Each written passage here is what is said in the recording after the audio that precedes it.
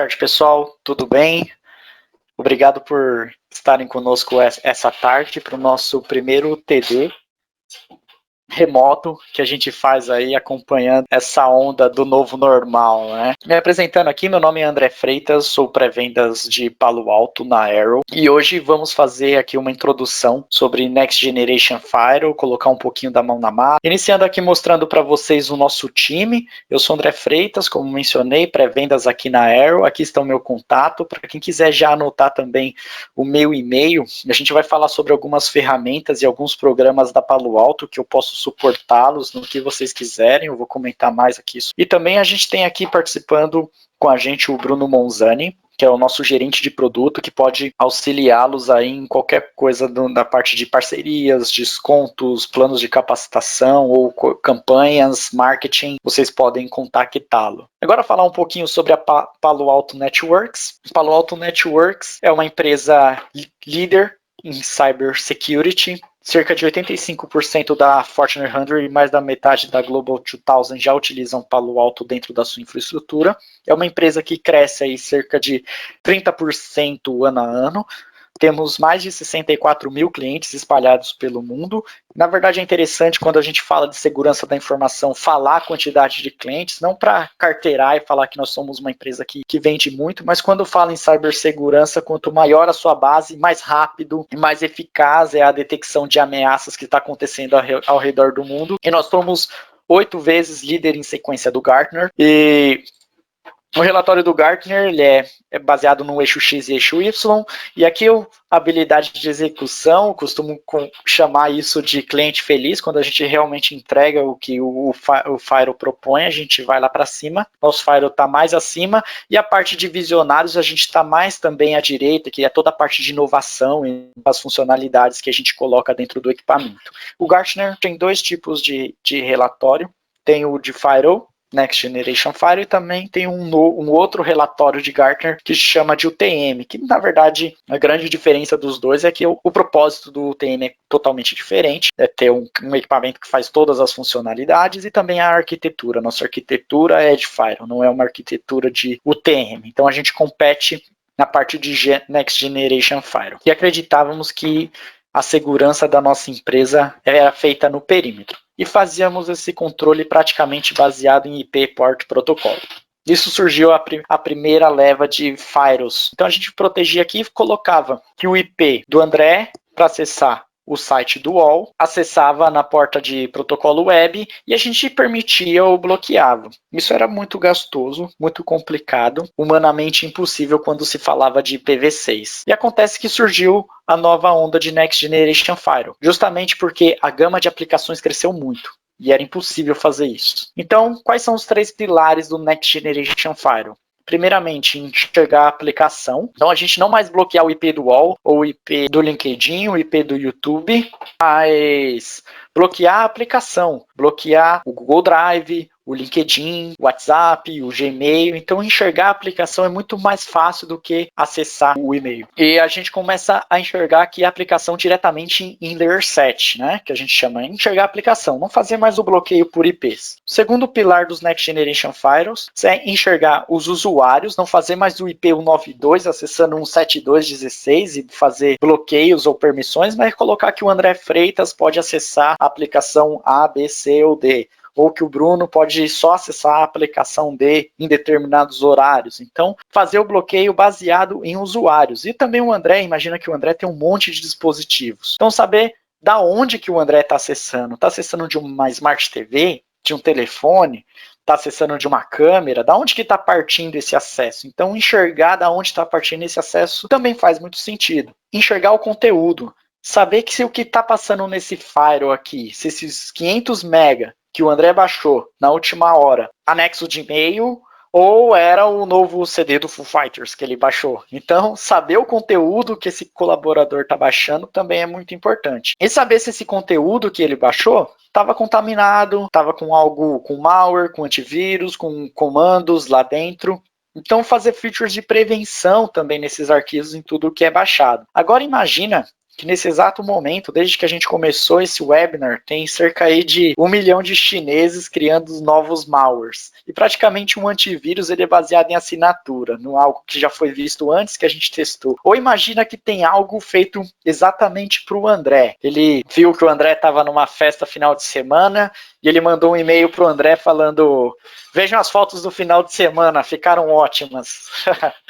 Não sei quantos de vocês lembram desse e-mail, mas era super comum e algo feito exatamente para o André. Nunca foi visto por outra ferramenta, a gente não tem isso catalogado. Então, para esses casos, a gente tem uma ferramenta de sandbox, que a gente pega esse arquivo, envia para Palo Alto, testa ele tanto em máquinas físicas quanto em máquinas virtuais e devolve o veredito. E acontece que esse cara acaba fazendo um monte de funcionalidade. Ele fecha a VPN site to site para fazer o escritório de Brasília falar com o escritório de São Paulo, ele faz a VPN client to site para viabilizar o home office, disponibilizar toda a infraestrutura interna para o pessoal que está fora, faz filtro de URL para não permitir o pessoal acessar o site de jogos durante o horário comercial, ele faz QoS, priorização de algumas aplicações para o YouTube não esmagar o Salesforce, decripta, faz features de data loss prevention, ou seja, não deixar arquivos confidenciais serem vazados, e inúmeras outras. Normalmente o nosso amigo Falcão, que até participa aqui da nossa reunião, ele fala que só falta aceitar as cápsulas da Nespresso. E o edital de Firewall está cada vez mais insuportável de ler, porque cada vez que a gente repara nele, ele tem mais uma funcionalidade que a gente precisa aprender. Só na última release que teve aí da PAN-OS 10, foram 70 coisas novas, né? Então, essa lista ela não para de crescer aí. Exatamente. Só agora imagina que a empresa investiu muita grana nesse cara que está aqui, nesse Palo Alto. Mas de repente, o André vai para casa, se conecta no roteador da net, baixa um arquivo contaminado e volta para a empresa no dia seguinte. Percebe que a gente não passou pelo firewall e a gente tem uma máquina comprometida dentro do ambiente. E numa movimentação lateral, a gente tem o comprometimento de todo o nosso data center. Imagina que o atacante nunca está mirando aqui no André, com a máquina do André ou com o e-mail do André, mas ele está mirando sempre aqui nas informações confidenciais da empresa. Ele, aliás, pode até chantageá-lo e conseguir lucrar ou degradar a empresa por algum motivo. Como que a gente bloqueia esse tipo de ameaça? Quando se tratando de firewall, a gente tem as nossas linhas de firewalls de data center,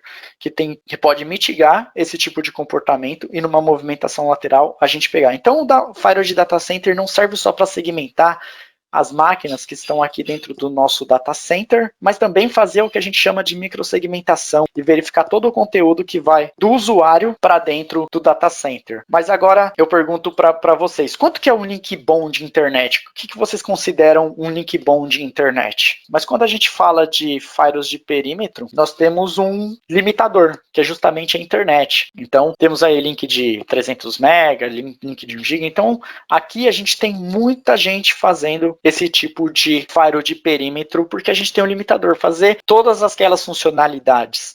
Aqui é fácil, mas quando a gente fala de fazer todas aquelas nossas funcionalidades aqui dentro do data center, acaba sendo muito mais complicado.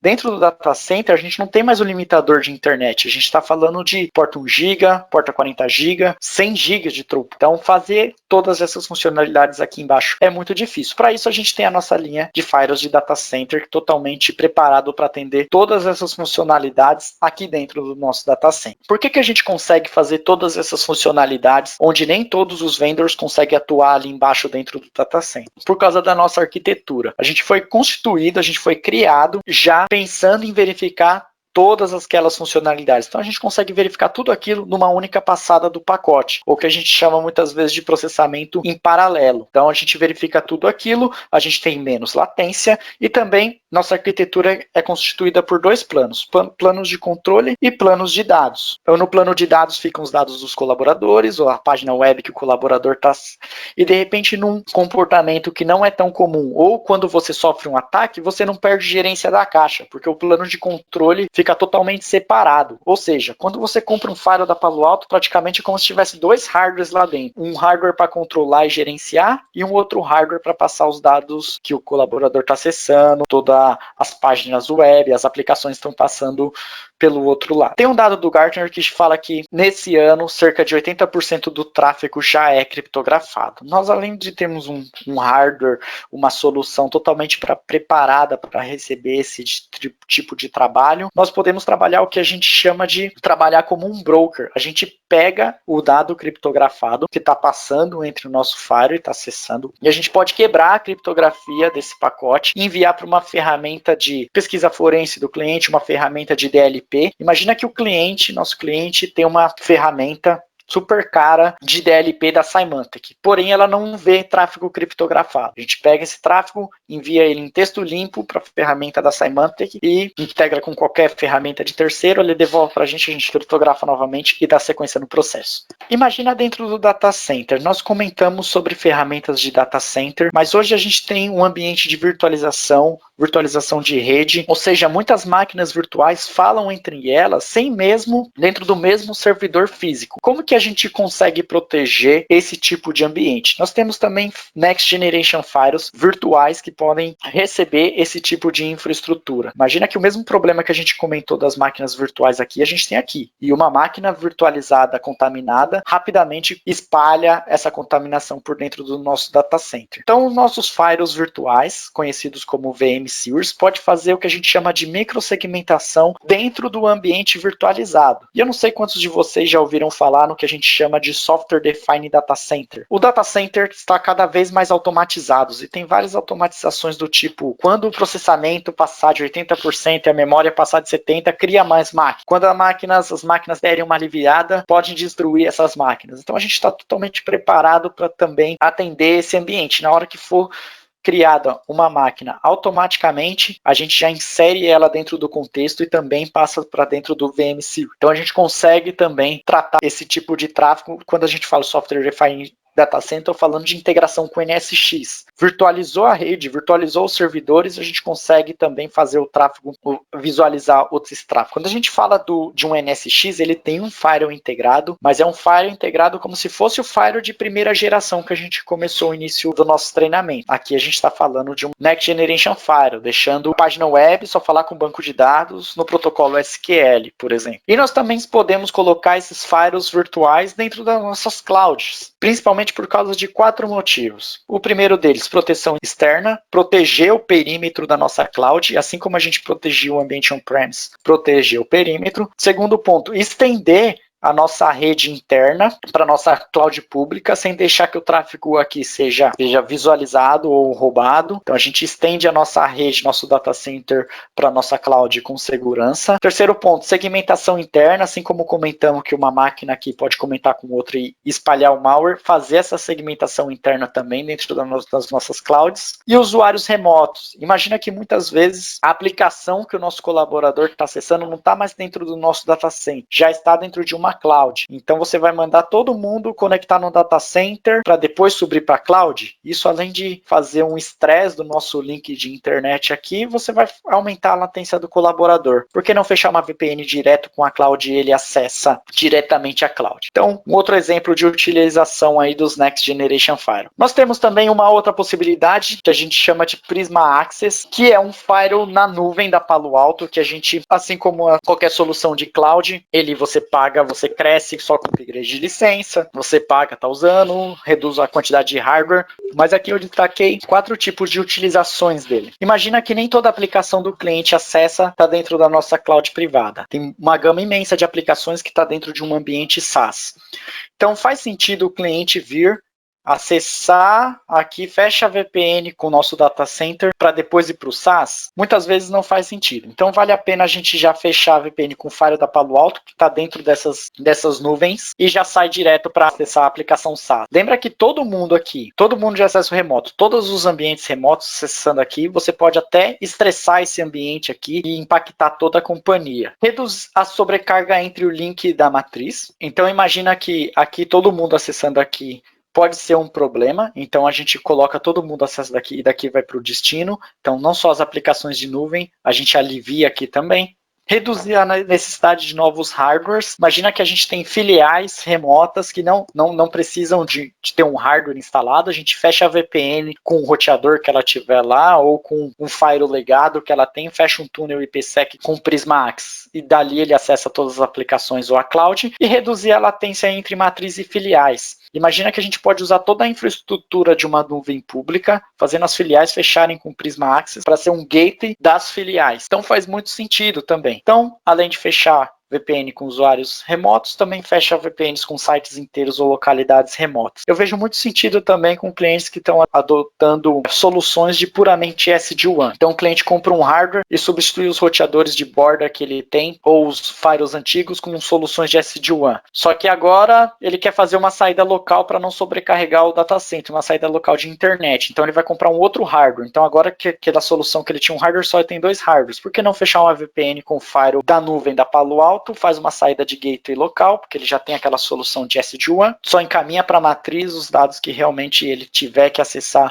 quando ele tiver realmente que acessar um dado que está dentro da matriz. Então faz bastante sentido. Lembra que toda a nossa plataforma é automatizada, uma vez que identificamos um vírus vindo do Prisma-Access ou de qualquer lugar aqui, todo mundo vai receber. Estamos contando com uma plataforma de Next Generation Firewall totalmente integrada, e nós falamos sobre um monte de firewalls. Falamos sobre firewalls de data center, firewalls de perímetro, firewalls virtuais, de cloud pública, cloud privada, falamos de cloud de firewall como SaaS. Imagina que todos eles têm políticas que se repetem, tem um padrão de políticas. Então a gente pode gerenciar tudo isso através de uma única console, mas além disso, imagina que o cliente é um banco que a gente tem agências, então a gente pode, ao invés de criar um monte de configuração de agência e acessar esse firewall por aqui, a gente cria um template agência, e a partir do momento que eu preciso inserir uma regra, eu coloco uma regra nesse template e está todo mundo atualizado. Então, o Panorama é a nossa ferramenta de gerência centralizada que gerencia todo tipo de firewall, virtual, físico ou firewall em SaaS, tudo através de um único lugar. Bom, pessoal, era isso que eu tinha preparado para hoje. Toda a parte teórica sobre os Next Generation Firewalls da Palo Alto. Agora a gente vai para a próxima etapa, que é o início dos laboratórios. Espero que tenham gostado e até a próxima.